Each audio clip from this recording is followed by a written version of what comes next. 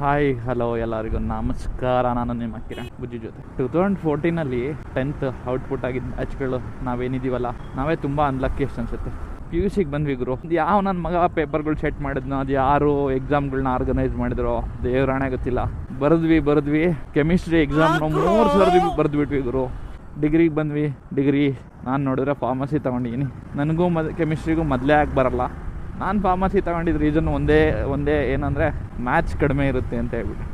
ಸರಿ ಆಯಿತು, ಕಷ್ಟಪಟ್ಕೊಂಡು chemistry paper ಆಗೋ ಕೆಮಿಸ್ಟ್ರಿನ 4 ವರ್ಷ ಓದ್ಕೊಂಡು ಆಯಿತು ಫೈನಲ್ ಇಯರಿಗೆ ಬಂದ್ವಿ. ಹಬ್ಬ ಮುಗೀತಿದೆ ಇನ್ನೊಂದು ಸ್ವಲ್ಪ ದಿನ ಅಂತ ಹೇಳ್ಬಿಟ್ಟು ನಿಟ್ಟಿಸ್ರು ಬಿಡೋ ಅಷ್ಟೊತ್ತಿಗೆ ಕೋವಿದ್ದು ಅಂತ ಬಂತದು.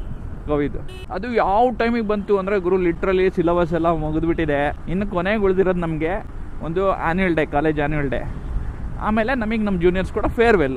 ಯಾವುದೇ ಆಗಲಿ ಹುಡುಗಂಗೆ ಅಥವಾ ಹುಡುಗಿಗೆ ತನ್ನ ಕಾಲೇಜ್ ಲೈಫಲ್ಲಿ ಮೋಸ್ಟ್ ಮೆಮೊರಬಲ್ ಡೇ ಅಂತಂದರೆ ತನ್ನ ಫೈನಲ್ ಇಯರ್ ಆ್ಯನ್ಯುವಲ್ ಡೇ ಮತ್ತು ಫೇರ್ವೆಲ್ ಡೇ ಇರುತ್ತೆ. ಬಟ್ ನಮಗೆ ಅದನ್ನು ನೋಡೋ ಭಾಗ್ಯನೇ ಇಲ್ಲ. ಇನ್ನು ನೀವು ಅನ್ಬೋದು, ಬಿಡುಗರು ಕೋವಿಡ್ ಟೈಮಲ್ಲಿ ಔಟ್ಪುಟ್ ಆದಲ್ಲ ಅಂತ. ಯಾರಿಗೆ ಹೇಳೋದು ನಮ್ಮ ಕತೆನ? ಆ ಕೋವಿಡ್ ಟೈಮಲ್ಲೂ ಜೀವದ ಭಯ ಇಟ್ಕೊಂಡು ಹೋಗಿ ಎಕ್ಸಾಮ್ ಬರೆದು ಪಾಸ್ ಆದವರು ನಾವೇ ಅನಿಸುತ್ತೆ, RGHSನವ್ರು. ಇನ್ನು ಕೆಲ್ಸಕ್ಕೆ ಸೇರಿದ್ವಿ, ಆರ್ಟಿಫಿಷಿಯಲ್ ಇಂಟೆಲಿಜೆನ್ಸ್ ಬಂತು. ಎಲ್ಲ ರಿಪ್ಲೇಸಬಲ್ ಆಗಿಬಿಟ್ಟಿದೀವಲ್ಲ ನಾವೀಗ. ಯಾರಿಗೆ ಹೇಳೋಣ ನಮ್ಮ ಪ್ರಾಬ್ಲಮ್ಮು? ನೀವು ಏನಾದರೂ 2014 10th ಔಟ್ಪುಟ್ ಆಗಿದ್ರೆ ಕಾಮೆಂಟ್ ಮಾಡಿ. ಸಿಗೋಣ ಎಲ್ಲ. ಬಾಯ್ ಬಾಯ್. ಈ ಕಣ್ಣಲ್ಲಿ ಇನ್ನೂ ಏನೇನು ನೋಡ್ಬೇಕು.